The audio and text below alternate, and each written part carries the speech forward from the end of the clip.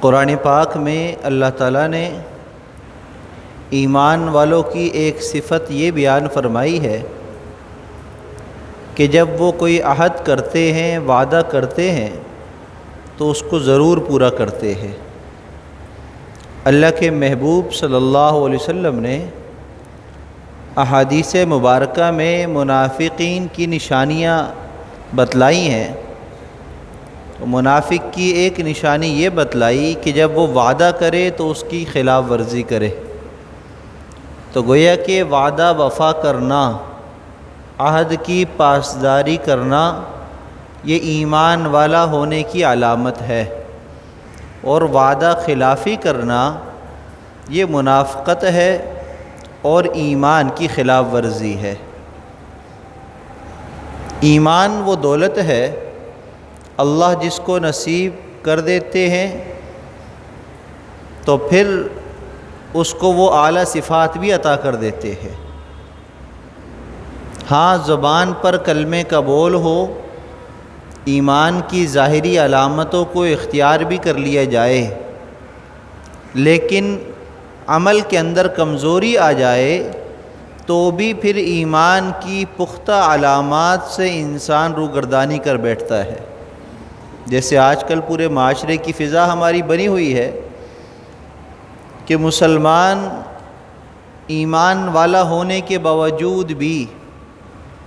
نماز پڑھنے کے باوجود بھی، قرآن پاک کی تلاوت کرنے کے باوجود بھی بہت ساری وہ باتیں کہ جو ایمان کے خلاف ہیں اس کے اندر بھی مبتلا ہے۔ جیسے وعدہ خلافی کرنا، زبان دے کر پھر جانا، جھوٹ بولنا، ناپ تول میں کمی کرنا، ملاوٹ کرنا، دوسرے کو نقصان پہنچانے کے لیے تدبیریں کرنا، اپنے گھٹیا اور کم قیمت مال کو زیادہ قیمتی بتلا کر مہنگوں داموں بیچنا، یہ ساری وہ باتیں ہیں جو ایمان کے بالکل خلاف ہیں۔ لیکن پھر بھی ہم دیکھتے ہیں کہ مسلمان ان کاموں کے اندر مبتلا ہے، اس میں گھرا ہوا ہے۔ وجہ کیا ہے کہ زبان پر کلمے کا تو بول ہے، لیکن ایمان کو پختہ رکھنے والے جو اعمال ہیں اس کے اندر کمی ہے۔ ایمان پر استقامت والی جو چیزیں ہیں ان سے دوری ہے۔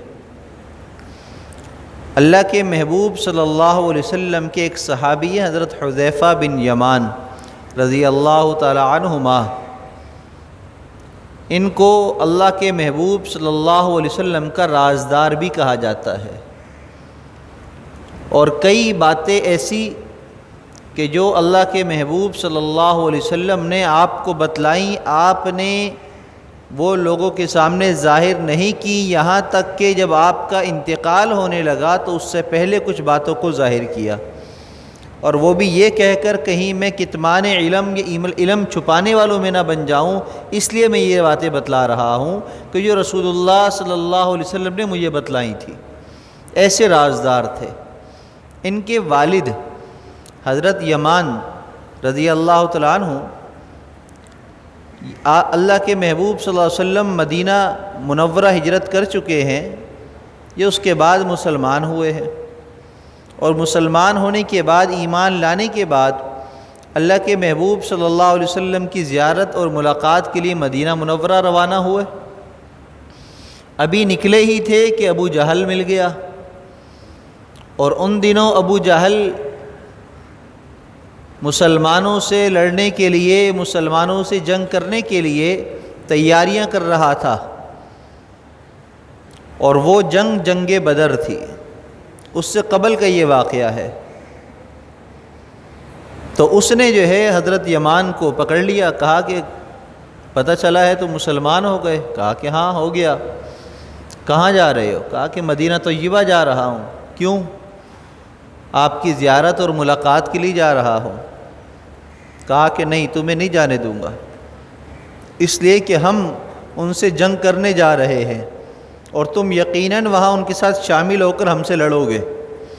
اس لیے تمہیں نہیں جانے دوں گا۔ حضرت یمان رضی اللہ تعالیٰ عنہ نے کہا کہ بھائی میں جنگ میں شامل نہیں ہوں، میں تو صرف ملاقات اور زیارت کے لیے جا رہا ہوں، چونکہ اس وقت جنگ کے امکانات بھی نہیں تھے اور مسلمانوں کی طرف سے کوئی ایسی بات سامنے نہیں آئی تھی کہ وہ جنگ کرنے کے لیے تیار ہیں یا آئیں گے، لیکن کافر جنگ کرنے کے لیے تیار تھے، لڑنے کے لیے یہاں سے تیاری کر رہے تھے، اسی لیے اس نے یہ باتیں کی۔ تو حضرت یمان رضی اللہ تعالیٰ عنہ نے اپنی جان چھڑانے کے لیے کہہ دیا کہ بھئی میں تو ملاقات اور زیارت کے لیے جا رہا ہوں، میرا کیا واسطہ لڑائی سے تم سے، مجھے جانے دو۔ بہرحال اس نے چھوڑ دیا۔ آپ مدینہ طیبہ جب پہنچے تو اللہ کے محبوب صلی اللہ علیہ وسلم جنگ کی غزوہ بدر کے لیے سفر کی تیاری کر چکے تھے اور نکل رہے تھے۔ تو آپ سے ملاقات ہوئی، آپ کی زیارت ہوئی، اور وہ مقام جو اللہ تعالیٰ نے آپ کے ساتھیوں کو عطا کیا، جس کو صحابی کہا جاتا ہے، وہ مقام آپ کو اللہ نے عطا کر دیا کہ زیارت ہو گئی ایمان کی حالت میں۔ اب جب دیکھا کہ رسول اللہ صلی اللہ علیہ وسلم تیاری کر رہے ہیں سفر پر نکلنے کی، تو انہوں نے کہا کہ میں بھی آپ کے ساتھ چلتا ہوں، میں بھی شامل ہو جاتا ہوں۔ تو چونکہ یہ اپنا قصہ سنا چکے تھے اللہ کے محبوب صلی اللہ علیہ وسلم کو کہ آنے سے پہلے کیا واقعہ ہوا تھا ابو جہل کے ساتھ، تو آپ نے فرمایا کہ تم اس سے زبان دے کر آئے ہو، تم اس سے وعدہ کر کے آئے ہو، اس سے کہہ کر آئے ہو کہ میں لڑنے نہیں جا رہا، میں تو ملاقات اور زیارت کے لیے جا رہا ہوں۔ تو اب یہ کیسے ممکن ہے کہ تم جو ہے اس کو کہہ چکے ہو اور پھر بھی ہمارے ساتھ جنگ میں شامل ہو جاؤ؟ اور یہ جنگ اور یہ غزوہ بھی عام غزوہ نہیں، غزوہ بدر ہے، جس میں مسلمانوں کی تعداد کفار کے مقابلے میں کئی گنا کم تھی۔ صرف 313 کم و بیش صحابہ کرام تھے جنگ لڑنے والے، اور سواریاں بھی محدود تھیں، تلواریں بھی محدود تھیں، ہر چیز کی کمی مسلمانوں کے ساتھ تھی۔ اس کے باوجود بھی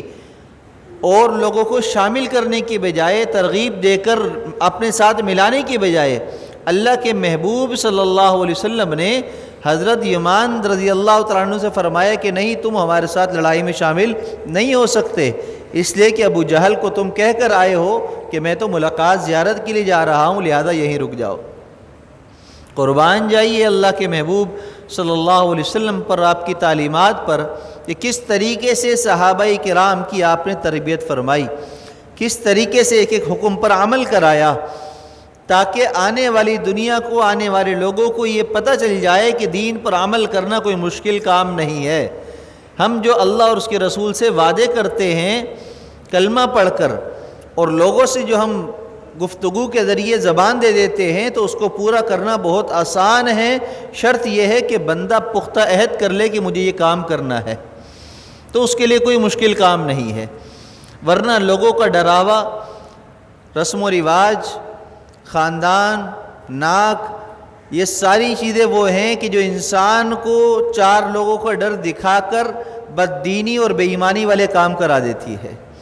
اور پھر انسان ساری زندگی اس کی رسوائی میں پڑا رہتا ہے، پریشان ہوتا رہتا ہے، اور پھر وظیفے اور آیتیں اور صورتیں اور پتہ نہیں کیا کیا تسبیحاں گھمانے کے لیے تیار ہو جاتا ہے، اور بھول جاتا ہے کہ میں نے کبھی زندگی کے اندر کوئی دھوکہ دیا تھا، کوئی جھوٹ بولا تھا، کوئی منافقت کی تھی، کوئی وعدہ خلافی کی تھی، اور اس کی نحوست اور اس کے اثرات یہ پڑ رہے ہیں زندگی پہ۔ اب یہ باتیں وظیفوں سے تو نہیں جائیں گی،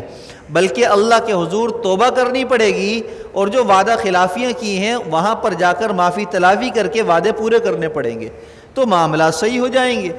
لیکن جو اصل دوا ہے وہ اس کی طرف توجہ نہیں جاتی، جو اصل علاج ہے اس کی طرف دھیان نہیں جاتا،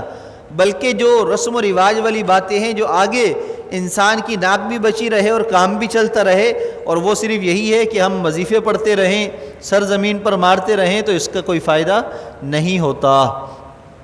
حضرت امیر معاویہ رضی اللہ تعالیٰ عنہ وہ صحابی ہیں جن کے بارے میں آج نہ جانے کفار تو کفار، مسلمان بھی اپنی زبانوں کو گندا کر لیتے ہیں، مسلمان بھی کلمہ گو لوگ بھی اپنی زبانوں پر وہ باتیں لے آتے ہیں جو ان کی شان کے خلاف ہیں، جو ان کے صحابیت کے درجے کے گستاخیاں ہیں، وہ زبانیں ہماری استعمال ہو جاتی ہیں، ہمارے قلم چل جاتے ہیں، ہمارے ہاتھ استعمال ہو جاتے ہیں ان کی شان میں گستاخیوں کے بارے میں، ان کے بارے میں بری باتیں کرنے میں۔ امیر معاویہ رضی اللہ تعالیٰ عنہ صحابی رسول ہیں،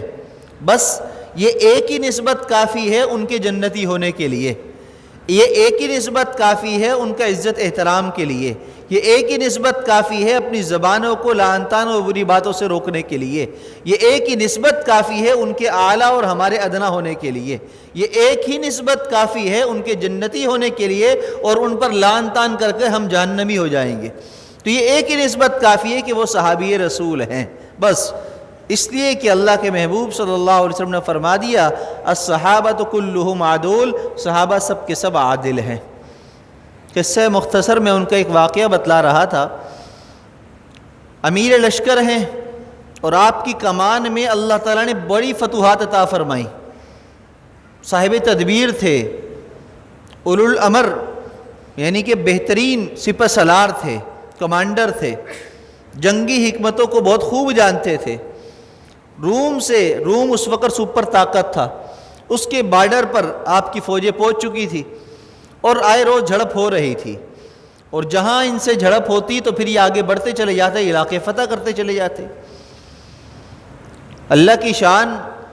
جو اس علاقے کی حکومت تھی، گورنر تھا جو روم والوں کا، ان سے ان کا معاہدہ ہوا تھا، جنگ بندی ہوئی تھی۔ اب جنگ بندی جس تاریخ تک تھی اور جس وقت تک تھی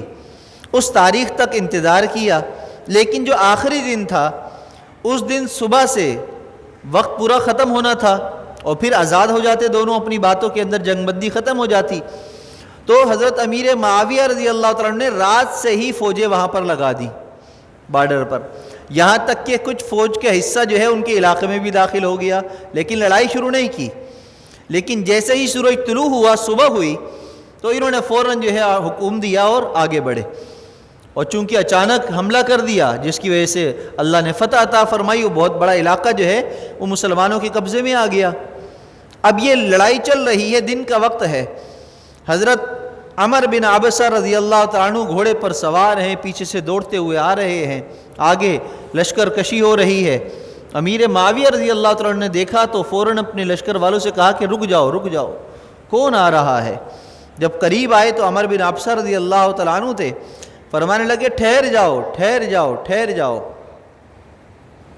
تم نے اللہ کے محبوب صلی اللہ علیہ وسلم کے حکم کی خلاف ورزی کر لی ہے، اس لیے کہ اللہ کے محبوب صلی اللہ علیہ وسلم سے میں نے سنا ہے کہ جب تمہارا کسی سے وعدہ ہو جائے تو پھر جب تک کہ وہ خلاف ورزی نہ کرے یا جو ہے وہ پیش قدمی نہ کرے تم آگے نہ بڑھو۔ اور آپ لوگوں نے رات کو ہی فوجیں سرحد پر لگا کر اس حکم کی خلاف ورزی کر لی ہے، جب تک وقت ختم نہیں ہو جاتا آپ کو فوج لگانی ہی نہیں چاہیے تھی، لہذا حکم کی خلاف ورزی ہوئی ہے، لہذا واپس پیچھے آ جاؤ۔ امیر معاویہ رضی اللہ تعالیٰ عنہ جیسے صحابی جن کو کاتب وحی کہا جاتا ہے، جیسے ہی اللہ کے محبوب صلی اللہ علیہ وسلم کا حکم سنا فوراً حکم دیا کہ واپس آ جاؤ، یہاں تک کہ جو مفتوحہ علاقہ تھا وہ علاقہ بھی خالی کر دیا اور حکم دے دیا کہ یہ علاقہ ہم تمہیں واپس دیتے ہیں اس لیے کہ ہم پیچھے ہو رہے ہیں، ہم نے حکم کی خلاف ورزی کر دی ہے۔ مجھے بتلائیے تاریخ میں کوئی ایسا واقعہ ملتا ہے کہ کوئی جنگی کمانڈر آگے بڑھ جائے اور پھر پیچھے آ جائے صرف ایک وجہ سے کہ اللہ کے محبوب صلی اللہ علیہ وسلم کی حکم کی خلاف ورزی ہو رہی ہے لہذا ہمیں پیچھے ہٹنا ہے؟ کوئی ایسا نہیں کرتا۔ یہ تو دور کی بات ہے جنگیں، ہم اپنے گھروں کے اندر اپنے حالات دیکھ لیں کہ اگر ہمارے گھر کے اندر کوئی شادی بیاہ کا معاملہ ہو، کوئی غمی ہو جائے، کوئی بھی معاملہ ہو جائے، اور پھر اگر کوئی کان میں آ کر کہہ دے کہ بھائیو سنت یہ ہے اور جو آپ کر رہے ہو یہ رسم ہے، یہ بدعت ہے، تو کہتے ہیں بھائی ابھی لڑواؤ نہیں ہے، ابھی تم جو ہے نا محفل کے اندر ایسی بری بات نہ کرو، ابھی جو ہے نا جو ہو رہا ہے ہونے دو، بعد کی بات ہے، بعد میں سنوں گا میں آپ کی بات۔ گویا کہ رسول اللہ صلی اللہ علیہ وسلم کی سنت، آپ کا حکم، آپ کی اتباع وہ ہمارے لیے کوئی معنی نہیں رکھتی، ہماری ناک، ہماری رسم و رواج، ہمارے لوگ یہ ہمارے لیے زیادہ معنی رکھتے ہیں۔ حالانکہ یہ وہی لوگ ہیں کہ جو ہمارے زندگی کے اندر تو ہمارے کام بڑے ہی کم آتے ہیں، کم و بیش کوئی ہمارے کام آ جائے، ہاں مرنے کے بعد ہمیں کندھا دینے کے لیے سب دوڑیں گے، ہمارے چہرے کو دیکھنے کے لیے سب دوڑ دوڑ کر آئیں گے کہ دیکھے تو صحیح چہرہ بگڑ گیا یا ویسا ہی ہے، چلو اس کو قبر میں ڈال کر آ جائیں۔ زیادہ دل کے اندر رحم آئے گا تو دفنانے بھی چلے جائیں گے، لیکن اپنے ہاتھ مٹی والے اس قبر والے پر جھاڑ کر ہی آئیں گے کہ بس چلو دفنا دیا، جان چھوٹ گئی۔ جب لوگوں کا یہ حال ہے، جب ہمارے اپنے پرائے سب ایسے ہو چکے ہیں، تو ہمیں کیا ضرورت ہے اللہ کو ناراض کرنے کی اور اللہ کو ناراض کر کے لوگوں کو خوش کرنے کی؟ ہم رسول اللہ صلی اللہ علیہ وسلم کی اتباع کے اندر، اللہ کے حکم کو پورا کرنے کے اندر ہم ان باتوں کو نہ دیکھا کریں کہ لوگ کیا کہیں گے، فلاں ناراض ہو جائے گا، ہمارے خاندان والے کیا کہیں گے، ہمیں لوگ نیچے دکھائیں گے، ہمیں لوگ کہیں گے فقیر ہو گیا، غریب ہو گیا۔ نہیں، لوگ ہمیں فقیر کہیں، غریب کہیں، انتہا پسند کہیں، ملا کہیں، کچھ بھی کہیں، ہمیں تو سنت کی اتباع کرنی ہے، ہمیں تو اپنی دی ہوئی زبانوں کو پورا کرنا ہے، ہم نے تو رسول اللہ صلی اللہ علیہ وسلم کی تعلیمات کو اپنانا ہے۔ آج وعدہ خلافی مختلف طریقوں سے ہمارے اندر رائج ہے۔ مثال کے طور پر ملکی قوانین ہیں، ملکی قوانین، اسلامی حکومت ہے، چاہے وہ جس درجے کی بھی ہے، امیر المومنین جو اسلامی حکومت کا جو امیر ہوگا، وزیر اعظم ہوگا، وہ چاہے فاسق ہی کیوں نہ ہو تب بھی اس کی اطاعت ضروری ہے۔ اب ملکی قوانین تو اوپر کے ادارے بناتے ہیں، سارے مل کر بناتے ہیں، قانون ساز اسمبلی بناتی ہے، تو جتنے بھی قوانین بن جاتے ہیں اس کی پاسداری کرنا ہر اس شخص کے لیے جو اس ملک میں رہتا ہے اس کے لیے پوری کرنا ضروری ہے۔ لہذا ہمارے ملک کے اندر قانون کیا ہے؟ چھوٹی چھوٹی باتیں ہیں، ٹریفک سگنل ہے، روڈوں پر کوئی نہیں ہے، چاروں طرف کے روڈ خالی ہیں، لیکن جس طرف سے آپ جا رہے ہیں اس طرف کی لائٹ ریڈ ہوئی ہے، تو اس بات کی علامت ہے کہ آپ ٹھہر جائیں، ابھی آپ کا نمبر نہیں ہے جانے کے لیے۔ قانون یہ ہے کہ جب ریڈ لائٹ جل رہی ہو تو آپ وہاں سے گزر نہیں سکتے، آپ ٹھہرے رہیں، اس کو کراس نہیں کر سکتے۔ ریڈ لائٹ تو دور کی بات ہے، یہاں پر تو پر ہجوم لوگ ہوں گے، چاروں طرف سے گاڑیوں کا ہجوم چل رہا ہوگا، اس کے باوجود بھی ہم اس کے اندر سے نکل کر جانا اپنا فرض منصبی اور پاکستانی منصب سمجھیں گے۔ ہم کہیں گے یہاں سے جو نکل گیا وہ سب سے بڑا بہادر بن گیا، تو ہم اس ٹریفک کے درمیان سے نکل کر جانے کو فخر محسوس کریں گے۔ سگنل توڑ دیں گے، چلو جی یہ تو سگنل توڑ دیا، بچا گئے، نکل گئے۔ اس سے بڑی غلطی، بڑی قانون کی خلاف ورزی، رونگ سائڈ چلے جانا۔ کس لیے؟ ادھر سے جائیں گے تو لمبا کٹ پڑے گا، ادھر سے رونگ سائڈ جائیں گے تو چھوٹا سا کٹ پڑے گا۔ کتنا وقت بچ گیا؟ 1 منٹ 2 منٹ کا فرق آ گیا، 5 منٹ کا آ گیا۔ میں کہتا ہوں 1 گھنٹہ 2 گھنٹے بھی آپ کو کھڑا ہونا پڑا اور پھر بھی آپ رونگ سائڈ نہ گئے تو آپ نے صحیح کیا۔ اور اگر آپ رونگ سائڈ چلے گئے اور 5 منٹ اپنے بچا لیے، 10 منٹ بچا لیے، کچھ فیول بچا لیا، تو آپ نے سب سے بڑی کم عقلی کی کام کر دیا، بیوقوفی کا کام کر دیا، اس لیے کہ آپ نے ملکی قانون کو توڑ کر سنت رسول صلی اللہ علیہ وسلم کو آپ نے مذاق بنا دیا، آپ نے اس کو رون دیا، آپ نے اس حکم کو، پاسداری کو اپنے پس پش ڈال دیا۔ اسی طریقے سے ہمارے خاندانوں کے اندر ایک رواج ہے کہ اب لڑکی اور لڑکے کی بات پکی کرتے ہیں تو منگنی کرتے ہیں۔ تو بھائی منگنی جو ہے، اردو میں ہم جو لفظ استعمال کرتے ہیں، عربی زبان میں اس کو وعدہ کہتے ہیں، وعدہ کرنا۔ اور وعدہ انسان کرتا ہے تو اس کو پورا کرے۔ چلو یہ تو منگنی ہے، میں منگنی سے پہلے کی آپ کو کارگزاری سناؤں کیا ہوتا ہے۔ ہمارے ہاں ایک رواج بنا ہوا ہے کہ بھئی لڑکی کو دیکھنے آ رہے ہیں، اب لڑکی کو تیار ہوگی، نیا سوٹ پہنے گی، پورا میک اپ کرے گی، پھر جو ہے وہ ان کے مہمانوں کے لیے کھانے پینے کے لیے، ریفریشمنٹ کے لیے تیاری کرے گی، 2-3 گھنٹے لگا کر وہ اہتمام کرے گی، گھر کی صفائی کر کے، اپنے آپ کو صاف ستھرا کر کے۔ اب کس کے لیے؟ جو آنے والے ہیں غیر محرم مرد ہیں، آنے والے ہیں وہ غیر لوگ ہیں، وہ لڑکی کو دیکھنے آ رہے ہیں، ان کے لیے وہ اپنے آپ کو تیار کرے گی، اور وہ آئیں گے، آ کر بیٹھیں گے، اور یہ ان کے سامنے شو پیس کی طرح آ کر پیش ہو جائے گی۔ اب وہ سارے مرد عورتیں جو ہے اپنی نگاہوں کے مختلف زاویوں سے اس کا جائزہ لیں گے اور خوب کھائیں گے، پیئیں گے، اور جانے کے بعد کہیں گے کہ بھئی لڑکی سمجھ میں نہیں آئی۔ جانے کے بعد کہیں گے کہ بھئی استخارے میں ہاں نہیں آئی ہے۔ جانے کے بعد کہیں گے کہ بھئی ہماری خاندان میں میچنگ نہیں ہو رہی ہے۔ جانے کے بعد کہیں گے لڑکی کا قد چھوٹا ہے۔ جانے کے بعد کہیں گے لڑکی کا کلر تھوڑا سا اچھا نہیں ہے، اس کو تو بات کرنے کا سلیقہ نہیں آتا، اس کو تو ریفریشمنٹ پیش کرنے کا سلیقہ نہیں آتا، ہمارے خاندان سے میچ نہیں کھا رہی ہے، ہمارے اندر رہ نہیں سکی، مختلف ہیلے بہانے کر کر اس کو ریجیکٹ کر دیا جاتا ہے۔ اور یہ رسم اتنی زیادہ برائی کے ساتھ بڑھ چکی ہے کہ اس وقت کتنی ہماری بہنیں ہیں، کتنی ایسی بیٹیاں ہیں جو گھروں کے اندر بیٹھ کر اپنی عمریں گزار رہی ہیں صرف اس طرح ریجیکٹ ہو کر، اور یہ کبھی ہم نے نہیں سوچا کہ ان کے دل پر کیا گزرتی ہوگی۔ ایک عام سا دکاندار ہے نا، دکاندار، کہ اس کی کوئی محنت نہیں لگ رہی ہوتی آپ کو کوئی سامان دکھانے میں، شوکیس میں سے جوتا نکال کر آپ کو دکھاتا ہے، تھان کپڑے میں کپڑا نکال کر آپ کو کپڑا دکھاتا ہے، جو اس کی ڈیوٹی ہے، بیچنے کے لیے اس کو یہ سب کرنا ہے، وہ آپ کو اگر 5 منٹ آپ پر لگا لے اور مختلف چیزیں نکال کر آپ کو دکھا دے اور پھر آپ ریجیکٹ کر جانے لگے تو اس کا منہ دیکھنے کے قابل ہوتا ہے. وہ کہتا ہے جب لینا نہیں تھا تو لکھلوا کیوں رہے تھے. اور بعض دکاندار تو کڑوی کسیلی سنا بھی دیتے ہیں، لیکن ہم اتنے جو ہے وہ بددین اور بددل ہو چکے ہیں کہ ہم وہاں پر کڑوی کسیری نہ سنیں دکانوں پر تو بعض دفعہ بھاؤ تاؤ کرنا شروع کر دیتے ہیں تاکہ اس کی سننی نہ پڑے، اس کی بد زبانی برداشت کرنی نہ پڑے. اب اتنا سب کچھ نکلوا لیا ہے تو چلو لے ہی لیں، کوئی بات نہیں، 1000-2000 کی بات ہے کہ اس کی دل آزاری نہ ہو جائے، وہاں سوچ لیتے ہیں. لیکن اپنی ماؤں بہنوں بیٹیوں کے رشتے دیکھتے ہوئے یہ ہم نہیں سوچتے ہیں. ہم نہیں سوچتے ہیں کہ ان کے دل پر کیا گزری ہوگی. اول تو یہ رسم ہی گناہ ہے، اول تو یہ رسم ہی خلاف شرع ہے، اس لیے کہ لڑکیوں کو دیکھنے کا یہ طریقہ، یہ ہندوانہ طریقہ ہے، غیر شرعی طریقہ ہے، غیر اسلامی طریقہ ہے. لڑکی کو دیکھنے کا صحیح طریقہ کیا ہے؟ آپ کو اگر کسی گھر میں رشتہ کرنا ہے تو آپ اپنی والدہ کو، اپنی بہن کو، اپنے گھر کی کسی خاتون کو اس گھر میں ویسے ہی ملاقات کے لیے وہ چلی جائے کسی بھی ٹائم پر، وہ اس کے کام کی جگہ پر اس سے جا کر مل لے، اس کے گھر میں کسی اوقات میں جا کر ملاقات کر لے، کسی پروگرام میں مل لے،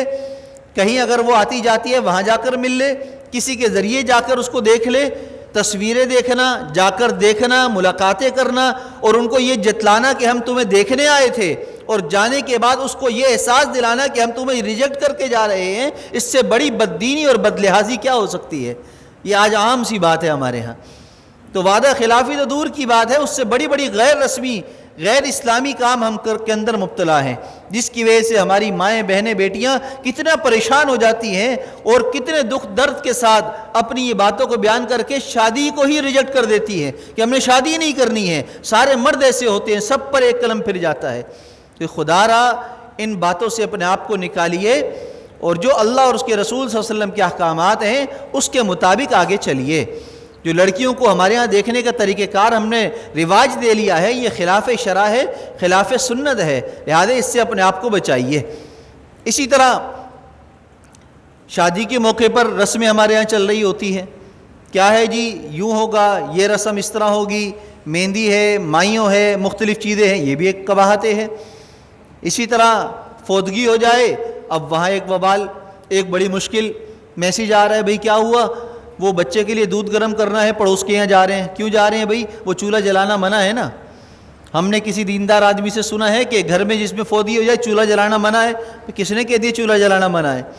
اصل مسئلہ یہ ہے، شریعت ہماری یہ کہتی ہے کہ جس کے گھر میں فوتگی ہو جائے تو اس گھر کے تمام لوگ افسردہ ہیں، غم کے اندر مبتلا ہیں، لہذا اس کے آس پڑوس والے محلے دار، رشتہ دار، ان کا کام ہے کہ وہ 3 دن تک ان کو چولہا جلانے نہ دیں، بلکہ ان کے کھانے پینے کا خود انتظام کر کے دیں تاکہ ان کا غم ہلکا ہو جائے، ان کو تسلی ہو جائے کہ ہمارے گھر کا اگر کوئی چلا گیا ہے تو کوئی بات نہیں، یہ سارے ہمارے اپنے ہی ہیں. اپنا پن ظاہر کرنے کے لیے ان کو چولہا نہ جلانے دیں بلکہ اپنے گھروں سے ان کو کھانا پہنچائے. تو اس بات کو ہم نے غلط رسم دے دی. پڑوسی مرنے کے والے کے گھر میں اسی دن دوپہر کا، رات کا کھانا کھانے تو پہنچ جائے گا، لیکن اپنے گھر سے کھانا لا کر اس کو کھلانے کی توفیق نہیں ہوگی. اپنے گھر کے اندر گوشت کھا لیں گے، اچھی اچھی چیزیں کھا لیں گے، لیکن فوتی والے گھر میں جا کر بیٹھنے کی توفیق نہیں ملے گی. یہ کیا ہے سب چیزیں؟ جب ہم غیر اسلامی طریقوں کو اختیار کریں گے، غیر شرعی طریقوں پر چلیں گے تو پھر اللہ تعالیٰ ہمیں اسی طرح رسوا کریں گے کہ ہمارے اپنے ہوتے ہوئے بھی غیر بن جائیں گے، اور جو ہمارے پڑوسی ہیں وہ بھی ہمارے حق کو ادا نہیں کریں گے. لہذا اپنے آپ کو اگر ہم چاہتے ہیں کہ ہم صحیح راستے پر آ جائیں اور ہماری حق تلفیاں ختم ہو جائیں. آج سب سے بڑا دعویٰ کیا ہے کہ ہماری حق تلفی ختم نہیں ہو رہی، ہم پر ظلم ختم ہے، ہم سب مظلوم بنے ہوئے ہیں. ہم نے کبھی بھی ایک لمحہ یہ نہیں سوچا کہ ہم نے خود کتنے ظلم کیے ہیں، ہم خود کتنے بڑے ظالم ہیں. اللہ قرآن پاک میں فرماتے ہیں کہ تم نماز نہ پڑھ کر ظالم بن چکے ہو، تم جھوٹ بول کر لعنت کے مستحق بن چکے ہو، تم حرام خوری کو، حرام کاری کو عام کر کے اللہ تعالیٰ سے اعلان جنگ کر چکے ہو، تم کتنے سارے کام